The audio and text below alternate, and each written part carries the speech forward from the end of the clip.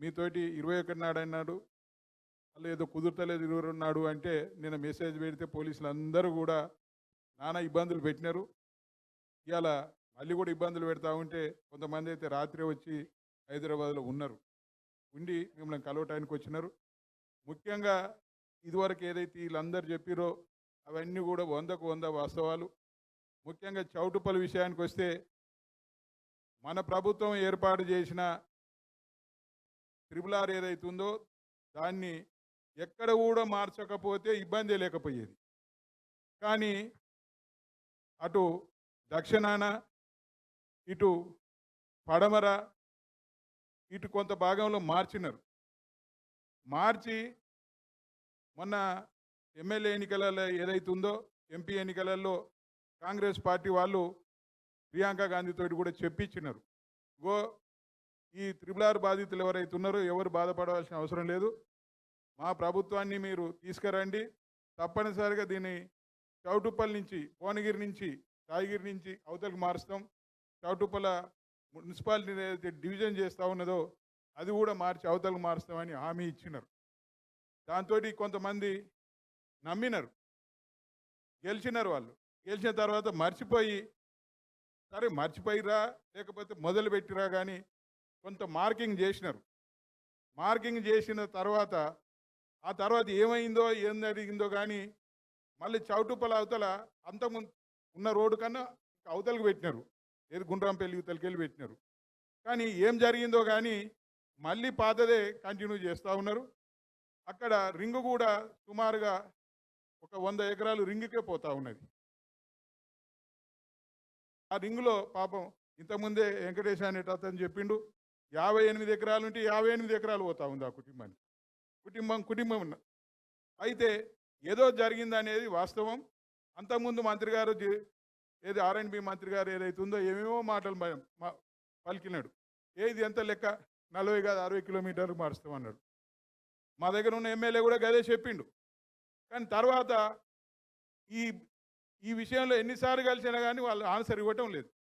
కారణం ఏంది అంటే అందరూ అనుకుంటా ఉన్న సమస్య ఏంది అంటే పీవీసీ వాడు గడ్డేస్తే ఆ గడ్డి వీళ్ళు తిన్నారు, మంత్రి గారు ఎమ్మెల్యే గారు తిని తప్పుడుగా కూడా పడుకున్నారు అనేది, ఆ గడ్డేస్తే తిని ఈ రైతుల నోట్లలో మట్టి కొడతా ఉన్నారు అనేది ప్రతి ఒక్కరి ఆలోచన విధానం.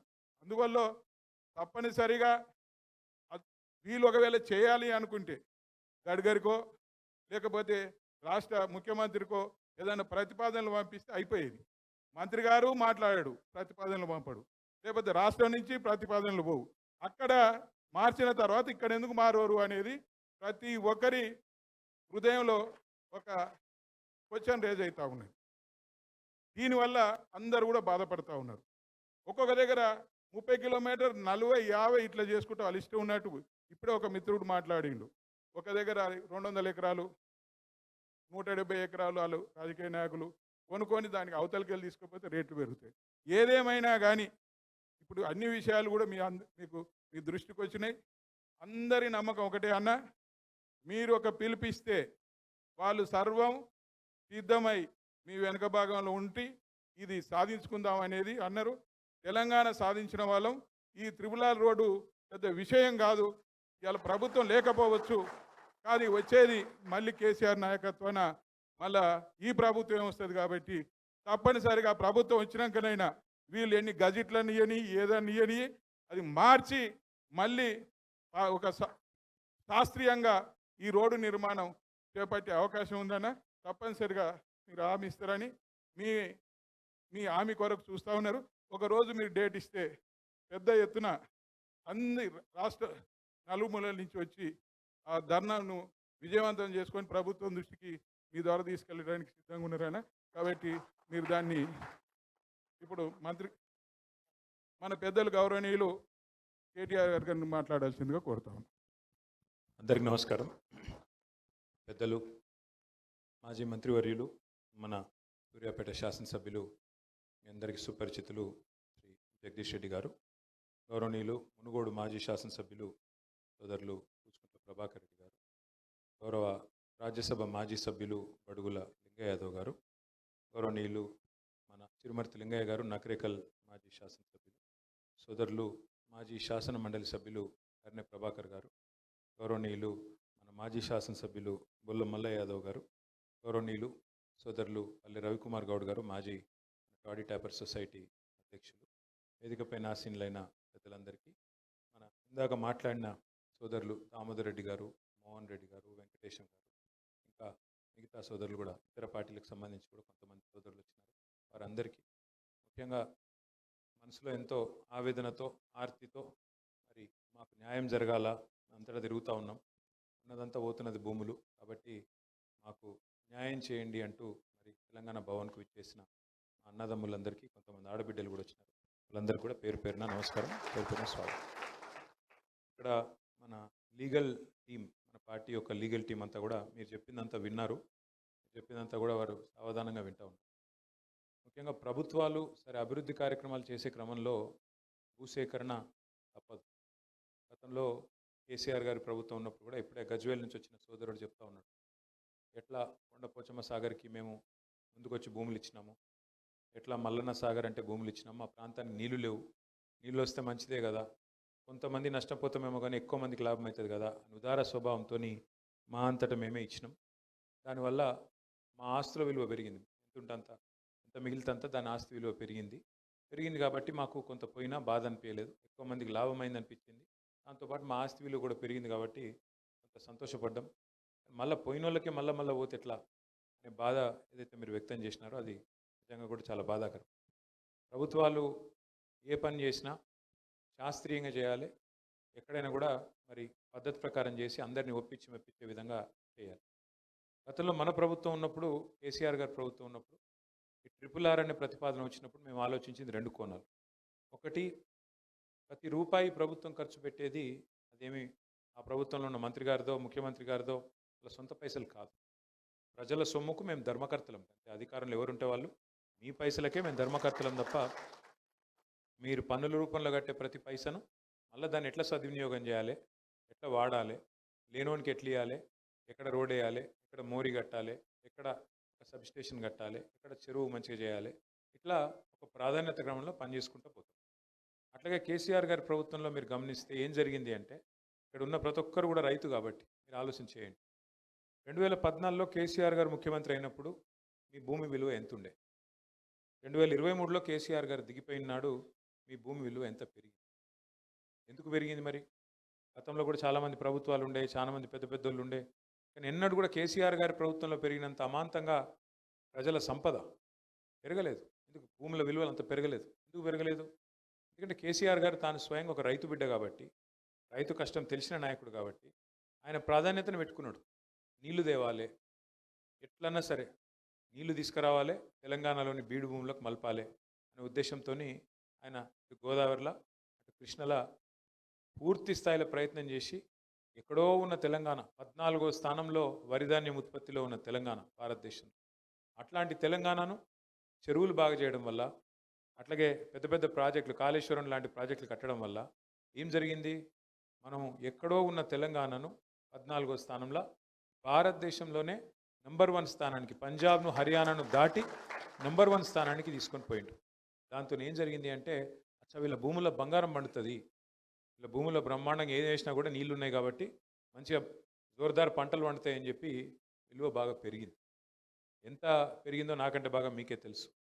సరే, ఇక్కడ ఒకటి ఉంది, SRO రేట్లు పెంచలేదు భూములు. ఎందుకంటే మళ్ళీ అది కూడా మన రైతులకే ఇబ్బంది అవుతుందేమో కొనుక్కుంటోళ్ళు, ఎందుకంటే ఇప్పుడిప్పుడే కొత్త రాష్ట్రము, ఇప్పుడే పునాది పడుతున్నది కాబట్టి మళ్ళీ కొనాలన్నా అమ్మాలన్నా రైతుల కాడ చెక్కు ఉండదు, బ్యాంకు అకౌంట్లు చెక్కు పైసలకు ఉండయి. కాబట్టి ఎక్కతకు అమాంతం పెంచితే, ఇంతకుముందు తమ్ముడు వెంకటేశ్వర మాట్లాడుతూ అన్నాడు ఒక మాట, అన్న మాకు వేరే రాష్ట్రాల్లో ఆడ ఈడ సేమ్ ఉన్నది, రిజిస్ట్రేషన్ వాల్యూ దాదాపు 90% ఉన్నది అక్కడక్కడ అన్నాడు. మన దగ్గర ఏంటంటే రాష్ట్రం వచ్చిందే పోరాటాలకి వెళ్ళి వచ్చింది, అందులో ఉన్నది 90% చిన్న సన్నకారు రైతులు. కాబట్టి వీళ్ళ కడుపు మీద అన్నట్టు ఉండొద్దు, వాళ్ళ కాడ చెక్కు పైసలు ఉండయి అనే ఉద్దేశంతో తప్ప ఇంకో ఉద్దేశంతో కాదు పెంచలేదు. మెల్లగా పెంచుదాం, ఇప్పుడిప్పుడే రాష్ట్రం పునాది పడుతుంది కదా, మెల్లగా చేద్దాము అన్న ఆలోచన తప్ప వేరే ఉద్దేశం కానీ మీ కడుపు ఏదో కొట్టాలనో మీకు ఇబ్బంది పెట్టాలనో అన్నట్టు కూడా కేసీఆర్ ఆలోచన చేయగలిగితే కేసీఆర్ గారు మేలు చేసిండు తప్ప చెడు మాత్రం చేయలే. ఇంతకుముందు మాట్లాడుతూ రాయగిరి సోదరులు మాట్లాడుతున్నారు ఏమని, అన్న మాకు యాదగిరిగుట్ట ఒకప్పుడు ఎట్లుండే ఇప్పుడు ఎట్లయింది, కేసీఆర్ రాకమునుపు ఆ ఏరియా ఎట్లుండే ఇలా ఎట్లా డెవలప్ అయింది, దాంతో భూముల విలువ ఎట్లా పెరిగింది, ఇవన్నీ కూడా సరే అందులో కొంతమందికి అసౌకర్యం కలిగి ఉండొచ్చు. కానీ ఎక్కువ మందికి మనకి ఇవాళ తెలంగాణలోనే తిరుమల తిరుపతి దేవస్థానం లెక్క యాదగిరిగుట్ట తయారైంది, యాదాద్రి తయారైందంటే అది మనందరికి గర్వకారణం. ఆ క్రమంలో మీరు ఎక్కడికక్కడ త్యాగాలు చేసుకుంటూ వచ్చినారు, ఎక్కడికక్కడ ప్రభుత్వానికి సహకరిస్తూ వచ్చినారు, అట్లే నడుస్తూ ఉండే. రెండో టర్మ్కి వచ్చే వరకు కేసీఆర్ గారి ప్రభుత్వంలో కాంగ్రెస్లో ఒకటి అర్థమైంది, కేసీఆర్కు రైతులకు దృఢమైన సంబంధం ఏర్పడ్డది. రైతు బంధు ఇచ్చిండు, 73,000 కోట్లు వాళ్ళ ఖాతాలో వేసిండు, అడగకముందే టైంకు నాట్లు పడే టైంకే పైసలు వేస్తున్నాడు, రైతు బీమా తెచ్చిండు, నీళ్లు తెచ్చిండు. ఇక మరి 70 లక్షల కుటుంబాలు మరి ఆయనకు దృఢపడిపోయి మొత్తానికి ఒక దృఢమైన సంబంధం ఏర్పడితే ఎట్లా దీన్ని ఎట్లన్నా ఇచ్చగొట్టాలి అనే ఉద్దేశంతో ఇప్పుడు మీరు మాట్లాడిన R&B మినిస్టర్ కానీ భువనగిరి ప్రాంతంలో, మునుగోడు ప్రాంతంలో, ఇంకా ఇతర ప్రాంతాల్లో ఎక్కడెక్కడి నుంచి అయితే RRR పోతున్నదో కాంగ్రెస్ నాయకులు ఎట్లయితే మేనిఫెస్టోలో చెప్పిర్రో అట్లే అడ్డగోలుగా వాళ్ళ నోటికి ఎంత వస్తే అంతా మీకు ఇష్టం ఉన్నట్టు హామీలు ఇచ్చినారు. నేను చూసిన నిన్న దామోదర్ రెడ్డి గారు నేను వీడియో చూపెట్టిన మునగాక మొన్న వెంకటరెడ్డి ఏం మాట్లాడిండు ఆనాడు, కోమటిరెడ్డి వెంకటరెడ్డి భువనగిరి ర్యాలీలు అనేది నేను చూసిన. చాలా నోటికి వచ్చినట్టుగా అది ఎంతంటే అంత ఎటు పడితే అటు మాట్లాడిండు. మళ్ళీ అదే వెంకటరెడ్డి గారు ఇవాళ ఏమంటుండు, మీరు పోతే అది అయ్యేది ఉందా పోయేది ఉందా, RRR అవుతుందో పోతుందో నాకేం తెలుసు, నాకు తెలియదు ఎత్తేసినట్టు మాట్లాడుతూ ఉన్నాడు. ప్రియాంక గాంధీ గారు అంటే ఇవాళ ఎంపీ సోనియా గాంధీ గారి కుమార్తె, రాహుల్ గాంధీ గారి చెల్లె, ఆమె కూడా చెప్పింది కదా ఇక్కడికి వచ్చి, వాళ్ళు వీళ్ళు కాదు ఇవాళ కేంద్రంలో ఒక ముఖ్యమైన బాధ్యతలో ఉన్నవాళ్ళు, రాష్ట్రంలో ఉండే కాంగ్రెస్ పార్టీకి అధినాయకులుగా ఉండేవాళ్ళు, ఆమె కూడా చెప్పింది కదా మేము అవతలకి తీసుకుపోతాం, 40 కిలోమీటర్లు అవతలు తీసుకుపోతాం, అంతా ఒకటే పద్ధతిలో చేస్తాం, శాస్త్రీయంగా చేస్తాం అని చెప్పిండ్రు. ఆ మాటలన్నీ నమ్మి మీరు భువనగిరిలో గెలిపించారు, మునుగోడులో గెలిపించారు, మొత్తం నల్గొండ జిల్లా అంతా కూడా గెలిపించినారు, ఇంకా చాలా చోట్ల కూడా గెలిపించినారు. దాని దయతోనే మీ దయతోనే ఇలా కాంగ్రెస్ గద్దెనెక్కింది, అధికారంలో కూర్చున్నది. వాస్తవం మీరందరూ నల్గొండ జిల్లాలో గుద్దితే మా అధికారం పోయింది, కాంగ్రెస్ వాళ్ళకి అధికారం వచ్చింది. ఇది వాస్తవం. 12 సీట్లలో మేము గెలిచింది ఒకటే నల్గొండలో. అది కూడా ఎక్కడ, నల్గొండ మొత్తం భారతదేశంలో నెంబర్ 1 జిల్లా వరి ధాన్యం ఉత్పత్తిలో.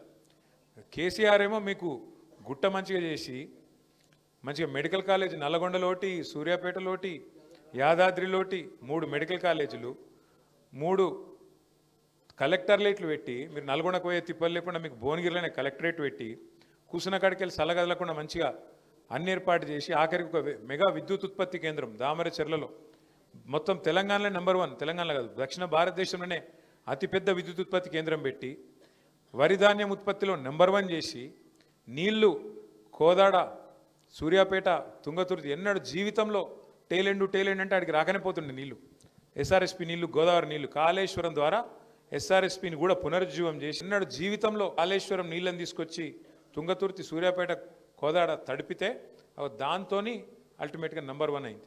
ఒక గంధమల్ల, ఒక బస్వాపూర్, ఇవన్నీ కూడా బాగా చేసి మీకోసం శివన్నగూడెం, చెర్లగూడెం ఒకటి కాదు కేసీఆర్ చేసింది ఏందో ఒక్కసారి మననం చేసుకోండి.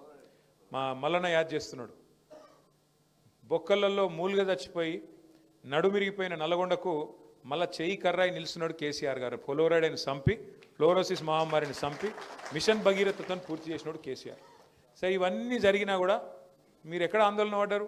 ఇన్ని జరిగినాయి కరెక్టే, ఇవన్నీ కేసీఆర్ చేసిండు కరెక్టే, కానీ మా కడుపు మాదే పోతున్న భూమి అని చెప్పి ఆక్రోశంతో అవతల వాళ్ళు చెప్పింది నమ్మి ఇక సరే దాని మీదకి వెళ్ళి కొన్ని ఆశ కూడా పెట్టిరు అనుకో. వాళ్ళు ఏమేమి ఆశ పెట్టిరో మీకు అన్నీ ఆదుకుని.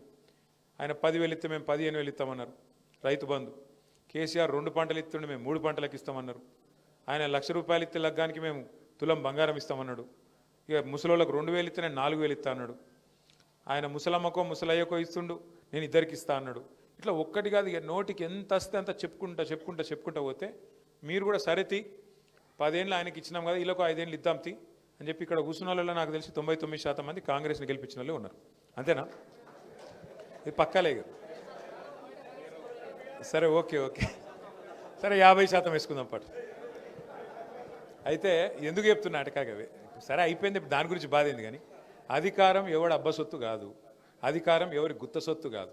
అధికారంలో మీరు ఎవరిని తెలుసుకుంటే వాళ్ళని కూర్చోబెడతారు, ఎవరు వద్దనుకుంటే వాళ్ళు దిగాల్సిందే, తప్పకుండా మీకు సేవ చేయాల్సింది, అలా రెండో అనుమానం లేదు. నాది ఇది అధికారం అని కూడా అనుకుంటే ఆనంద పిచ్చోడు లేడు. ఇక్కడ ప్రజాస్వామ్యంలో ప్రజలే మా తలరాత రాష్ట్రాలు.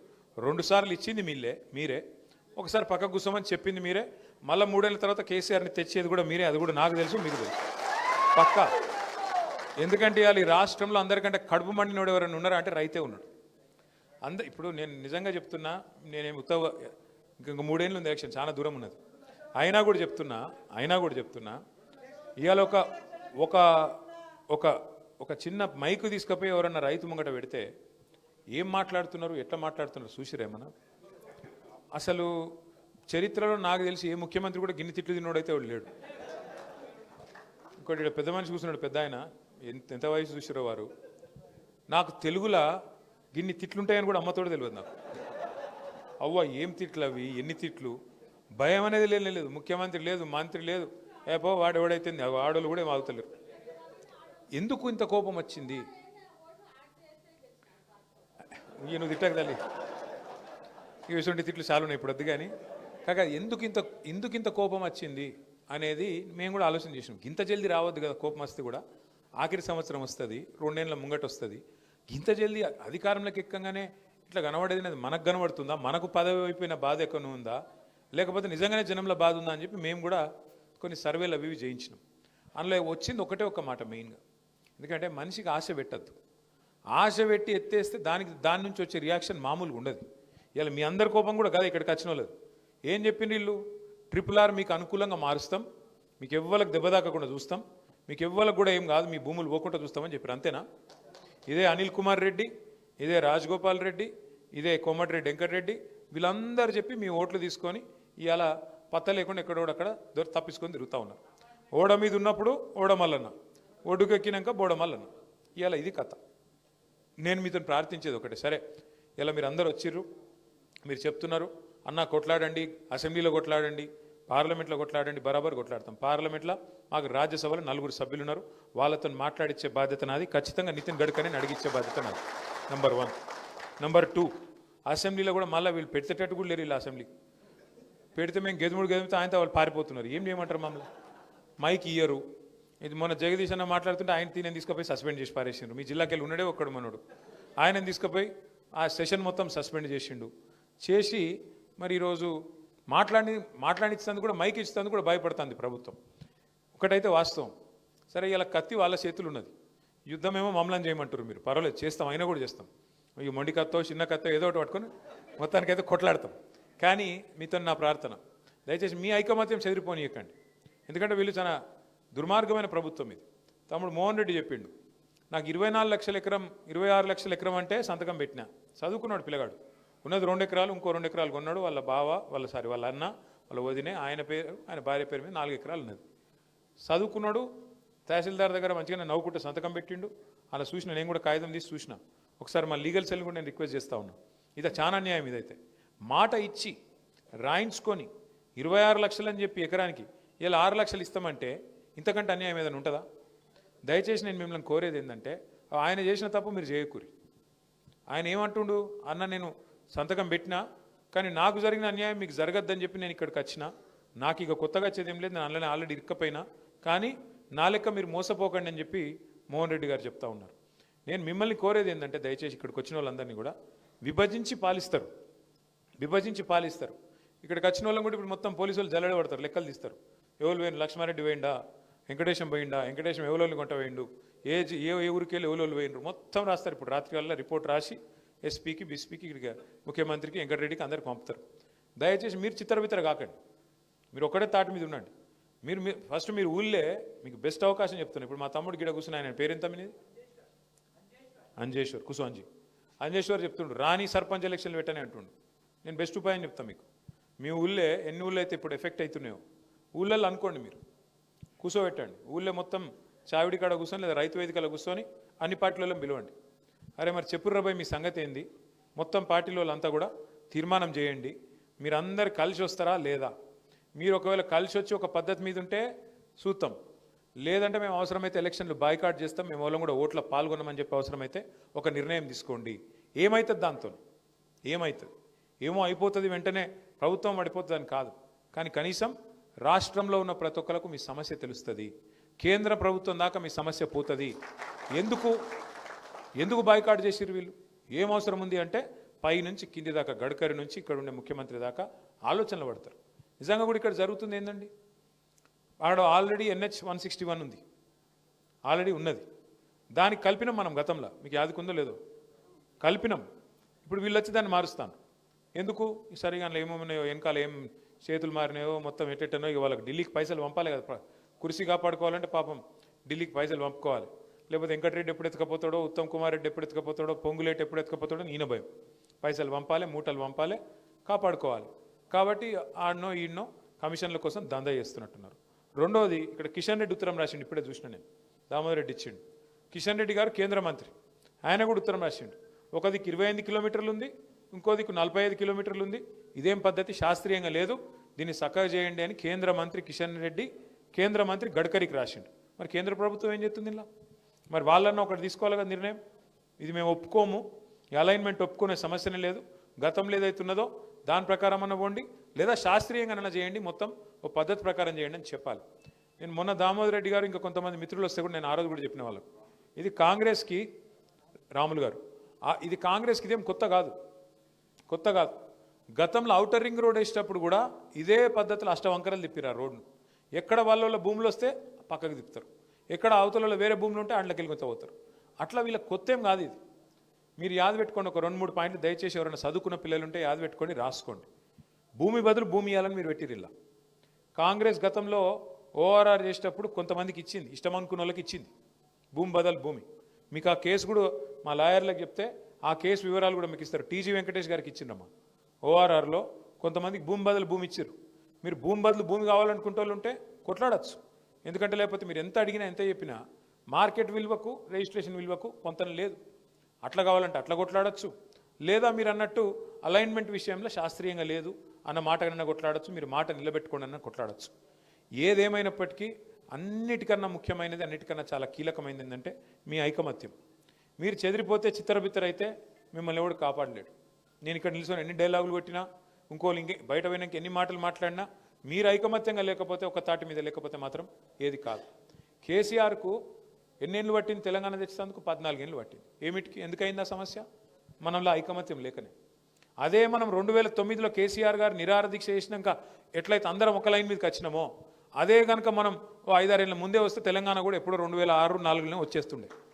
నేను మీకు ఎందుకు చెప్తున్నా ఈ మాట అంటే, ఇప్పుడు మొదటిది జరగాల్సింది, ఏ గ్రామంలో అయితే ఏ సర్వే నెంబర్లు అయితే పోతున్నాయో ఆ గ్రామస్తులందరినీ దయచేసి ఒక తాటి మీదకి తీసుకురండి.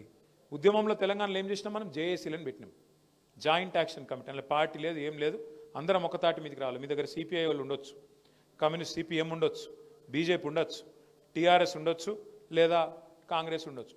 అందరిని ఒక తాటి మీద తీసుకురండి. ఇట్లున్నది పరిస్థితి, మా అందరికి అన్యాయం అవుతుంది, మా కడుపు మీద దంతుంది ప్రభుత్వం. అయితే ఒక మంచి మాట అన్నారు మీరు, ఏమన్నారు? మేము అభివృద్ధికి వ్యతిరేకం కాదు, మాకు తెలుసు కొన్ని జరగాలే, కానీ పురాగా ఉన్నదంతా ఎత్తుకపోతా అంటే ఎట్లా? మాకైతే న్యాయమైన పరిహారం అనియండి, శాస్త్రీయంగానైనా చేయండి, లేదా భూమికి బదులు భూమి అనియండి. ఇది తప్పు కాదు. కాబట్టి మీరు డిమాండ్లు కూడా ఎట్లా పెట్టాలంటే, అరే వీళ్ళేదో మొత్తం RRR ఆపుతాండ్రు, అభివృద్ధి నిరోధకులు అని కొంతమంది మాట్లాడు మొదలు పెడతారు, మమ్మల్ని కూడా తిడతారు. మీరున్నప్పుడు చేయలేదా, మల్లన్న సాగర్ కట్టలేదా, ఆందోళన కాలేదా, కొండపోచమ్మ సాగర్ కట్టలేదు? అవును అయినాయి. ఇక్కడ కేసీఆర్ ఏం చేసిండు? పిలుచుకొని మాట్లాడిండు. ఆ రోజు మంత్రులు డైరెక్ట్గా పోయి రోజులు చర్చలు చేసి ఒప్పించి మెప్పించి వాళ్ళకి ఎంత ఇవ్వాలనో ఇప్పించి, అవసరమైతే ప్లాట్ ఇచ్చి, ఇల్లు ఇచ్చి, పరిహారం ఇచ్చి, వాళ్ళకి రేపటి రోజున మీ భూముల విలువ పెడుతుందని చెప్పి సంజాయించి, కాలు పట్టుకొని కడుపులో తల పెట్టుకొని ఒప్పించుకున్నాం, ఆఖరికి చేసుకున్నాం. మరి వీళ్ళేం చేయాలి? ముఖం చాటేస్తే అయిపోతుందా? అందుకే మీరు దయచేసి చేయాల్సిన డిమాండ్లు 3. 1, మాకు అలైన్మెంట్ అన్నా శాస్త్రీయంగా చేయండి, మేము అభివృద్ధి వ్యతిరేకం కాదు. 2, నష్టపరిహారం సమంజసంగా ఇవ్వండి. ఇది సరిపోదు, ఏ రకంగా కూడా బహిరంగ మార్కెట్లో ఒక రేటు ఉంది, SRO రేట్ ఒకటి ఉంది, మరి దాన్ని పెంచి మానవతా కోణంలో ఒక దగ్గర మామ్నూర్ ఎయిర్పోర్ట్ కాడ 1,20,00,000 ఇస్తున్నారని చెప్పి కూడా తమ్ముడు ఇచ్చిండు వెంకటేష్. ఎకరానికి ఎయిర్పోర్ట్ 1,20,00,000 ఇస్తారు. మరి మీ దగ్గర ఎందుకు ఇవ్వద్దు అనేది మీ ప్రశ్న. అది వాస్తవమో కాదో నాకు తెలియదు, చూడండి. వాస్తవం అయితే సంతోషమే రాములన్న. అయితే అవన్నీ కూడా లాయర్లకు ఇవ్వండి. ఇంకా అదే చెప్తున్నాను. ఎందుకు చెప్తున్నా అంటే వాళ్ళు ఇంటూరు కాబట్టి, ఎవరికన్నా మీకు న్యాయ సలహాలు కావాలంటే, మీకు ఎవరికైనా సరే న్యాయ సలహాలు కావాలంటే, ఇగో మన తెలంగాణ భవన్ గారు, దీని పేరు ఇప్పటి నుంచిగా జనతా గ్యారేజ్, మీరు ఎప్పుడంటే అప్పుడు రావచ్చు, మీకు ఏ సమస్యలు ఉన్నా వాళ్ళకి చెప్పచ్చు. మీకు న్యాయపరంగా కూడా ఎలాంటి చిక్కులు లేకుండా, ఇబ్బంది లేకుండా వాళ్ళు మీకు సలహాలు కూడా ఇస్తారు. ఇక మీ వాళ్ళే ఉన్నారు, ఇదంతా నాయకులు కూడా మీ వాళ్ళే ఉన్నారు. మీరు ఎప్పుడు కావాలంటే అప్పుడు వాళ్ళని సంప్రదించవచ్చు. సంప్రదించి తీసుకొని మన న్యాయవాదుల టైం తీసుకొని వచ్చి 5 మందా 10 మందా కూర్చొని ఆ రకం కూడా సలహా తీసుకోవచ్చు. మీ పోరాటానికి రాజ్యసభలో, శాసనసభలో, బహిరంగ వేదికల్లో మీరు ఎక్కడికి రమ్మంటే అక్కడికి వచ్చే బాధ్యత మాది. శాస్త్రీయంగా జరిగే ఈ పోరాటంలో పార్టీ మొత్తం కూడా మీతో కలిసి ఉంటుంది. నల్లగొండ జిల్లా నాయకత్వం మొత్తం వాడు చిరుమర్తి గారు ఉన్నారు, ఇక్కడ బడుగుల గారు ఉన్నారు, కూసుకుంట్ల గారు, కర్ణ ప్రభాకర్ గారు, పల్లె రవి గారు, మా జగదీష్ అన్న ఎట్లాగున్నాడు, అందరం కూడా మీతో ఉంటాము. మీరు ఎక్కడ పిలిచినా వస్తాం, మీతో పాటు గొంతు కలుపుతాం. న్యాయం జరిగేదాకా మీతో నడిచే బాధ్యత మాది. కానీ దయచేసి మీకు మళ్ళొక్కసారి చెప్తా ఉన్నా, వీళ్ళు మాత్రం అంత నమ్మదగ్గ వ్యక్తులు అయితే కాదు. ఈ కాంగ్రెస్ వీళ్ళతో కొట్లాడాలంటే మరి చాలా మజబూత్గా కొట్లాడాలి, తాకత్వరకు కొట్లాడాలి. ఆషామాషిగా మళ్ళీ చిత్రబిత్తర అయితే మాత్రం కష్టమవుతుంది. మీరు ఐకమత్యంగా ఉంటేనే మేము మీతో కొట్లాడగలుగుతాం. మీ ఐకమత్యం దెబ్బతీస్తేందుకు పిలుస్తారు వాళ్ళు. 5 మందిని అటు గుంచుతారు, 10 మందిని ఇటు గుంచుతారు. మళ్ళీ 4 రోజుల తర్వాత మీరు బాధపడి, అన్న నువ్వు చెప్పినావు మేము ఇన్లే, మేము ఇదివరకు కూడా చెప్పినాం, కేసీఆర్ ఇదివరకు కూడా 2023 ముందు కూడా మీకు చిలుకకు చెప్పినట్టు చెప్పిండు నల్గొండలకు. మోసపోతే గోసపడతాం చెప్పిండు, మీరు ఇన్లే. మోసపోయినాం, గోసపడుతున్నారు. మరి ఇప్పుడన్నా కనీసం చేతులు కాలినాక ఆకులన్నా పట్టుకోవాలిగా. ఇప్పుడన్నా కనీసం ఐకమత్యంగా ఉండండి. ఇప్పుడన్నా కనీసం ఒక తాటి మీదకి రండి, వచ్చి గట్టిగా నిలబడండి. మీతో పాటు భుజం భుజం కలిసి నడిచే బాధ్యత మాది. తప్పకుండా ఇటు న్యాయపరంగా మీకు అండగుంటాం, రాజకీయ వేదికల మీద మీకు అండగుంటాం, చట్టసభల్లో మీకోసం గొంతు విప్పుతాం. మీతో పాటు బహిరంగంగా కూడా ఎక్కడికి రమ్మంటే అక్కడికి వస్తాం. తప్పకుండా మీతో పాటు కలిసి నడుస్తామని మళ్ళొక్కసారి విజ్ఞప్తి చేస్తూ, దయచేసి ఆశ కోల్పోకండి. కొంతమంది చనిపోయినారని చెప్పినారు, అది కరెక్ట్ కాదు. చనిపోవడము లేదా హైబత్ తినడము, ఆగం కావడం, ఎప్పుడో చెప్పినాడు మహాకవి శ్రీశ్రీ, పోరాడితే పోయేదేం లేదు బానిస సంఖ్యలు తప్ప అని. కాబట్టి భయపడితే బీరిపోతే హైబత్ తింటే తెలంగాణ రాపోతుండే. మీరు కూడా దయచేసి న్యాయం జరగాలి అంటే న్యాయం జరిగే వరకు చివరి నిమిషం దాకా, చివరి అంకం దాకా కూడా ధైర్యంగా ఒకరికొకరు ధైర్యం చెప్పుకుంటూ నిలబడాలి తప్ప పొరపాటున బేజారై భార్య పిల్లలు నాగం చేయకూరి. దయచేసి కలిసికట్టుగా నడవాలని చెప్పి మళ్ళొక్కసారి కోరుతూ, మీకు నాయకత్వం మొత్తం అండగుంటుంది. నాకు ఒక హైదరాబాద్ మీటింగ్ ఉన్నది, మొత్తం ఎమ్మెల్యేలు ఎంపీలు అందరూ ఆ రూమ్లో వెయిట్ చేస్తూ ఉన్నారు. కాబట్టి నేను అక్కడికి పోతాను. మీరు దయచేసి నాకు అవకాశం ఇవ్వాలని కోరుతూ, జై తెలంగాణ. అన్న అసెంబ్లీ జరిగినప్పుడు కూడా అసెంబ్లీలో ఖచ్చితంగా శాసన మండలిలో కూడా మీ తరపున గొంతు ఇప్పే బాధ్యత